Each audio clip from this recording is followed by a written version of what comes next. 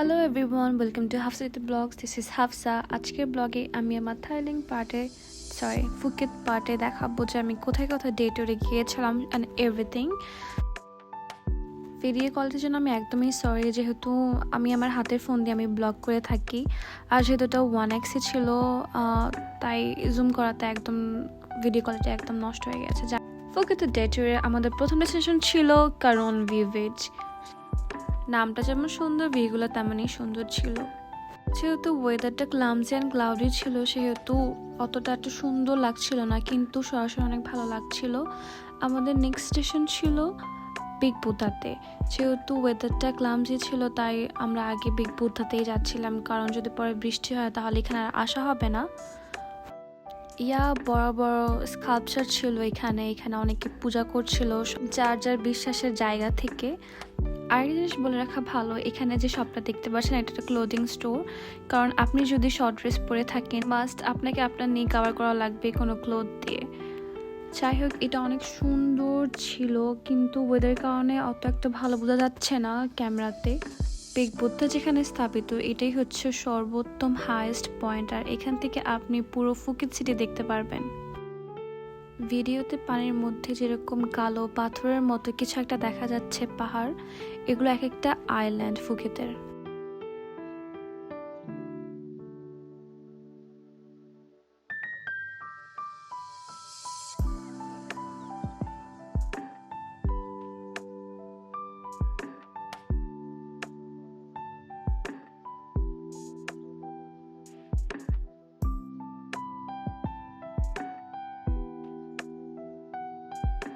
যেহেতু বিগ বুদ্ধা অনেক উপরে ছিল এবং হাইয়েস্ট পয়েন্ট ছিল ফুকেটে, সেহেতু অনেক বাতাস ছিল।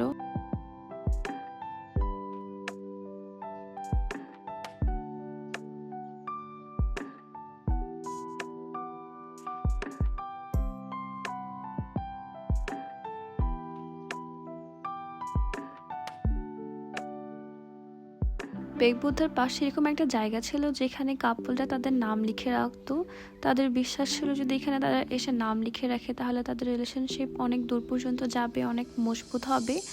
এরকম একটা বিশ্বাস থেকে তারা এরকম নাম লিখে রাখতো। এখানে অনেক ছোট বড় সোনালী রঙে এরকম স্কাল্পচার দেখতে পারবেন।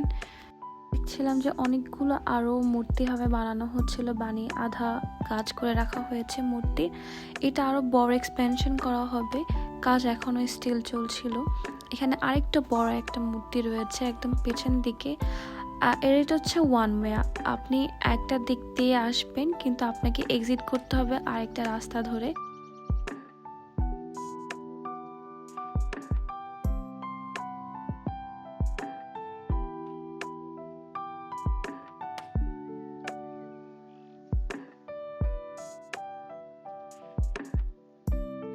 মজার ব্যাপারে এই বানরটা কারো হাত থেকে শরবত নিয়ে এটা পান করছিল, খুবই অদ্ভুত।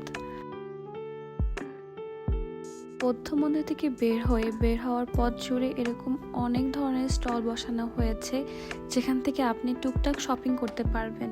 এখান থেকে আপনি যাই কিনবেন না কেন, এগুলো সরাসরি টেম্পল বানানোর ফান্ডে চলে যাবে।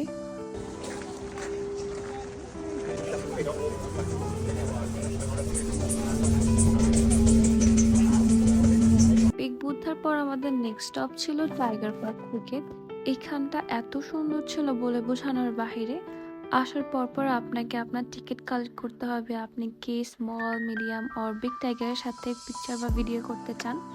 এটা ছিল ইন্টেরিয়রটা, আর এটা হচ্ছে আউটসাইড পার্কের। আর এখানে সব কিছুই আপনি দেখবেন একটা জঙ্গল থিম করা রাখা হয়েছে, যেটা আপনাকে আসলে ফিল দেবে যে আপনি জঙ্গলের রাজা বাঘের সাথে দেখা করতে এসেছেন, তার সাথে ছবি আর ভিডিও করতে এসেছেন। আপনি শুধু বাঘের পেছন সাইডটি আপনি বাঘকে আদর করতে পারবেন, এবং লেজটা, আর কোনো সাইডই না, পেটের থেকে উপরের মাথার উপরের সাথে যদি আপনি টাচ করতে চান তাহলে বাঘ উত্তেজিত হয়ে আপনাকে খেয়ে ফেলবে। আমাদের কেমনটাই বলা হয়েছিল। এই কথা শুনে আমার তো আর সাহসই হয়নি এই বাঘকে ধরার। আমি তো বাঘকে স্পর্শ একদম উপর থেকে 1 ইঞ্চি উপর থেকে স্পর্শ করছিলাম। বাঘ মামার সাথে সাক্ষাৎ শেষ করে আমরা চলে গিয়েছিলাম শিলং টেম্পল। এটা বিগ বুদ্ধার পরে আরেকটা বিগেস্ট পপুলার টেম্পল বলা যায়। শিলং টেম্পলটা অনেক বড়, আসলে বলে বোঝানো যাবে না, আর ভিডিওতে সবকিছু একেবারে দেখানো সম্ভব না। এটা ছিল দ্বিতীয় তলা, এটা 3 বা 4 তলা বিশিষ্ট হবে শিলং টেম্পলটা। আসলে শিলং টেম্পলের মধ্যে আরো অন্যান্য ছোট ছোট টেম্পল রয়েছে, কিন্তু এই টেম্পলটা বেশি জনপ্রিয়। আমাদের পক্ষে এরকম একটা বড় একটা মন্দির একেবারে একদিনে ঘুরে দেখা সম্ভব না, যেহেতু আমাদের কাছে টাইম খুবই লিমিটেড ছিল। আর এখানে আপনি ইচ্ছা মতো দান করতে পারবেন। এখানে চাই থারাম অ্যান্ড শিলং টেম্পল খুবই জনপ্রিয়। এর পাশাপাশি আরও ছোট বড় অনেক মন্দির রয়েছে এই জায়গা জুড়ে। যদি আপনারা কিছু উইশ করতে চান তাহলে আপনাদেরকে ফুল এবং কিছু সুগন্ধি কিনে নিয়ে যেতে হবে।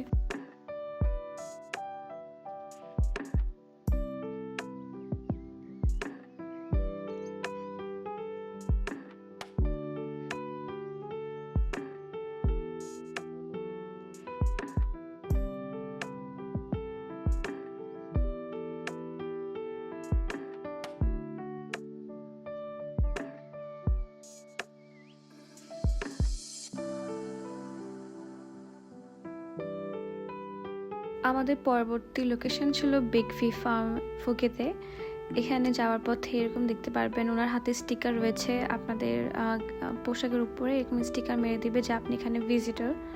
আপনি ফুকেটের ডে প্যাকেজের যে কোনো স্পট লোকেশনে যান না কেন, জায়গাগুলো এত বড় আর এত সুন্দর করে ডেকোরেশন করা হয়েছে যে আপনি বলা যেতে পারে যে পয়সা উসুল।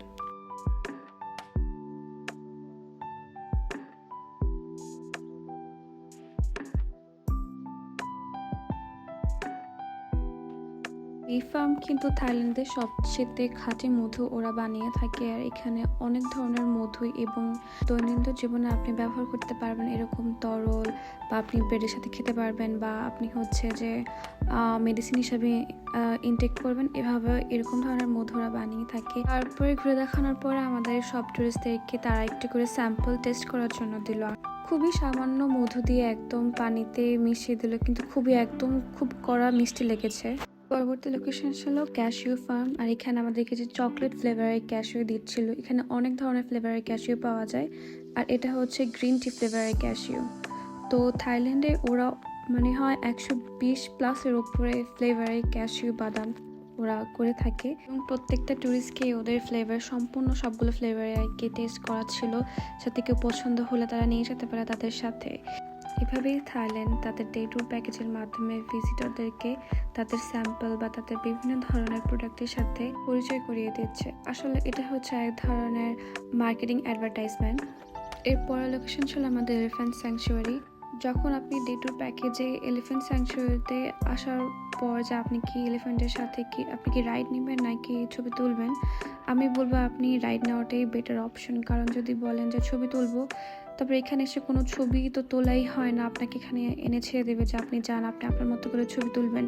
তো ছবি তোলার জন্য হাতিকে তো আপনার কাছে আসতে হবে, সেখানে তারপর আপনাকে বলবে যে 10 ভাত বা 20 ভাত বা 40 ভাত দিয়ে আপনাকে কলা কিনতে হবে, এছাড়া হাতি আপনার কাছে আসবে না। তারপর আমাদের লাস্ট লোকেশন ছিল Phuket old city. Phuket old city হচ্ছে একটা কমার্শিয়াল এলাকা। এখানে মানুষ অনেক দূর দূরান্ত থেকে বিজনেসের জন্য আসে, আর এই ওল্ড সিটিটা খুবই জনপ্রিয় ফুকেটের মধ্যে। এখানে আপনি অনেক ক্লাসিক রেস্টুরেন্ট পাবেন, অ্যাস্থেটিক রেস্টুরেন্ট পাবেন, অ্যাস্থেটিক ক্লোদিং স্টোর পাবেন, সব কিছু এখানে মাস্ট আসাই চাই। আর এখানে আসলে বলবো যে একটু হাতে সময় বেশি নিয়ে আসবেন, তাহলে অনেকগুলো জায়গা ঘুরে দেখতে পারবেন। আর নাইট ভিউ তো অস্থির বলবো ফুকেটের ওল্ড সিটির। লাস্টে যে রেস্টুরেন্টটা দেখছেন এটা খুবই ফেমাস অ্যান্ড অ্যাস্থেটিক একটা রেস্টুরেন্ট ফুকেটের ওল্ড সিটির মধ্যে। এটা হচ্ছে অংক্রো ক্যাফে।